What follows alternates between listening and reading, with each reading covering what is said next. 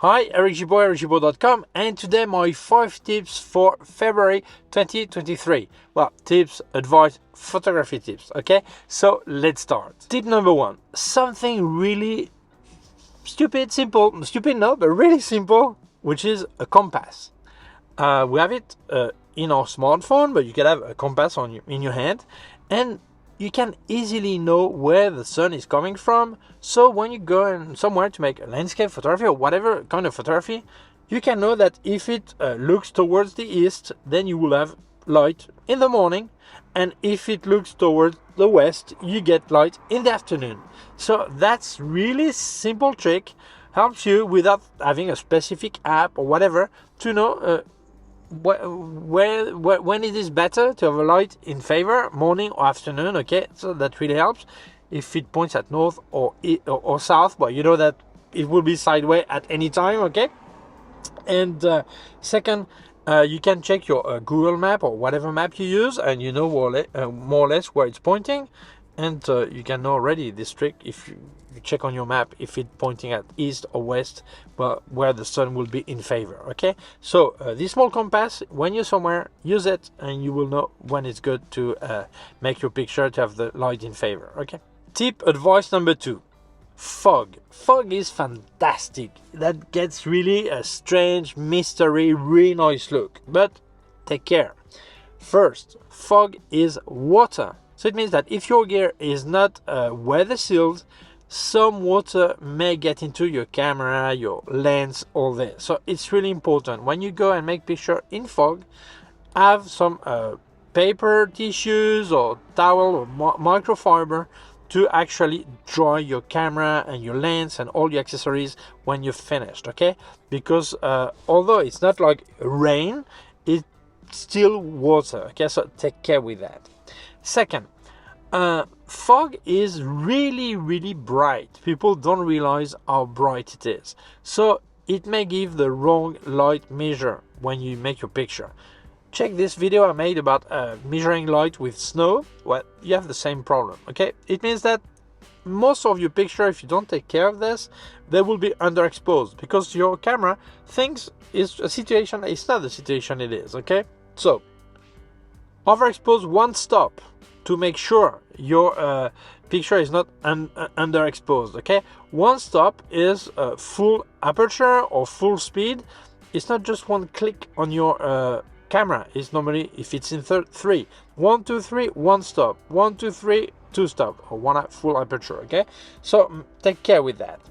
Second or third, actually fog pictures, they're really nice in black and white. I'll leave you a picture I've made here, so play with that. So have fun making picture with fog. Take care with your gear and exposure and have fun with it. This is fantastic. I just love to have picture with fog. Okay, advice tip number 3, well, for people who live in a country or in a place where it's really cloudy always, when they get a blue sky, they are so happy. So they make picture, and very often the landscape is really flat. And I live in the Canary Islands. This is just the other way around. Very often it's really sunny, blue sky, no clouds, and my picture are flat. So when I get clouds, I'm so happy. I don't speak completely overcast. I speak like you have separate clouds, and as the picture I show you right now, you have some ray of light, and then you have the shadow of the clouds is really hard on the floor, so you actually see it really nice. It gives volume to your picture. So when there are clouds, this is exactly the right time to make landscape photography, because it gives a special look, special volume to your picture. So don't forget, I know maybe you're fed up with rain, fed up with clouds, but when you get these clouds a bit separate from each other, this is the right time to make landscape picture. Use them, have fun with this, gives volume to your picture. Okay, I'm going to ask you a small favor. If you have not done it yet, please subscribe to my YouTube channel. Small button, and here's a small bell. If you click on the bell, get notified when I upload a new video. Let's carry on. Thank you. Tip number 4, sometimes we over self-confident and we make a portrait, for example, and well, that's fine, one click and that's it. And then we go home and we see just in this right moment the person blinked and that person has their eyes are closed. and that's a problem. So if it's really important to get the right picture, make an extra click or 2 or 3 extra, because you make sure that both eyes are open, fully open, okay?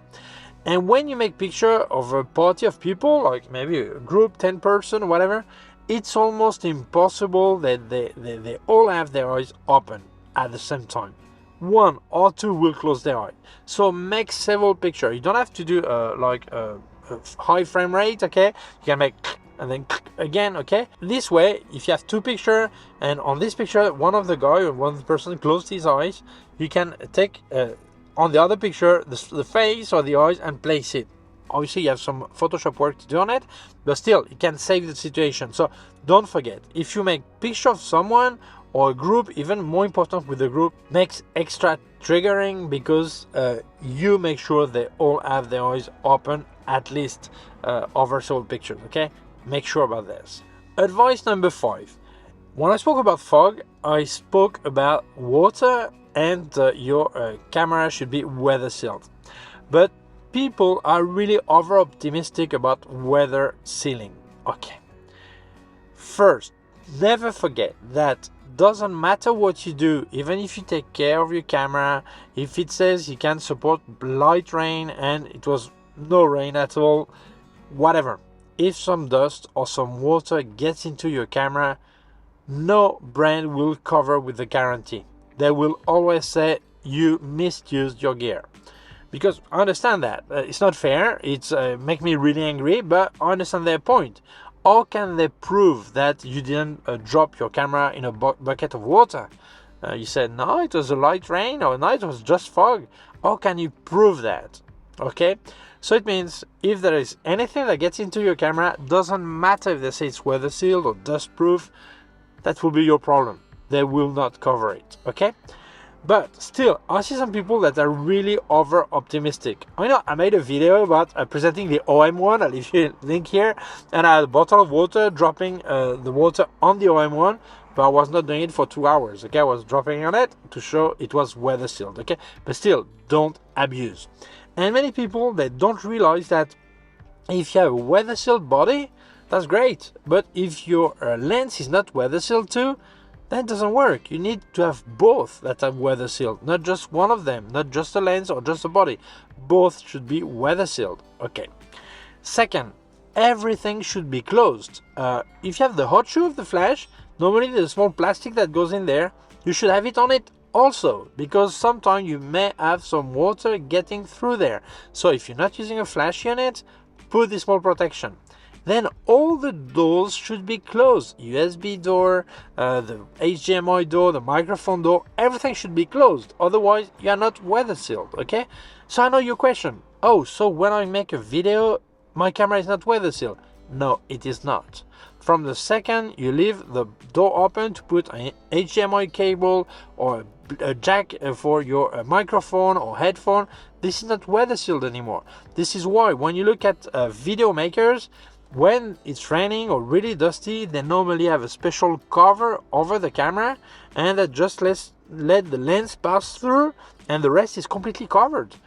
So take care with that. Make sure all the doors are closed and everything is okay. Otherwise, you will have a serious disaster. Okay?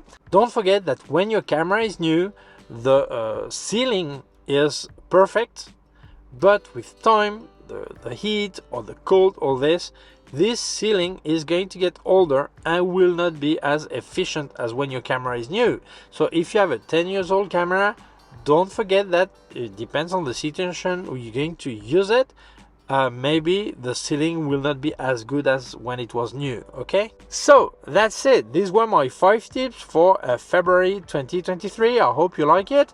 If you feel it may interest other people, please share it on social networks. If you have not done it yet, please subscribe to our YouTube channel. The small button and here's a small bell. If you click on the bell, get notified when I upload a new video. My website, Gibaud.com. If you have any question, can leave a comment below. I'll also leave you links of my gear in Amazon, links of everything reviewed by K&F Concept, Sandmarc, and Flashes by Westcott, and also several affiliated links you may be interested, and a link to my PayPal account in case you wanted to make a donation.